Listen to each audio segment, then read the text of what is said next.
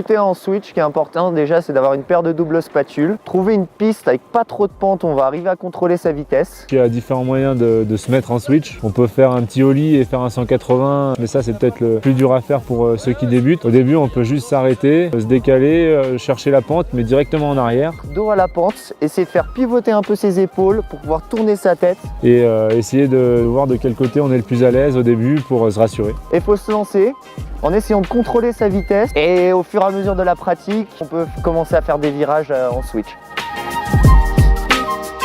Quand on commence à acquérir un bon niveau, il faut bien penser à changer son sens à chaque fois qu'on fait une courbe. En switch, il faut tourner la tête, du coup ça change un peu la posture, donc il faut arriver à s'équilibrer et à regarder un coup à gauche, un coup à droite, ou à regarder que d'un côté et du coup compenser avec les jambes. Ça aide pour la visu et ça aide pour l'adhérence, c'est qu'on peut décaler les pieds en fente, avoir un meilleur appui extérieur et une meilleure conduite.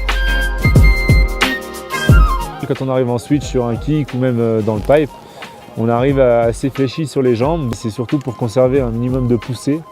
Donc quand on a les jambes fléchies, on peut arriver à pousser plus ou moins fort. Et pour réceptionner un saut en switch, tu te mets bien sur l'avant et au pire, tu poses les mains au début, mais ça fait moins mal aux pieds déjà, je trouve. Moi, j'aime mieux reposer en switch. L'idée en switch, en gros, c'est d'être assez droit, les épaules relevées, pas cassées en deux, d'avoir les genoux assez fléchis et d'avoir une position assez souple. C'est la même chose qu'en avant, sauf que c'est en arrière.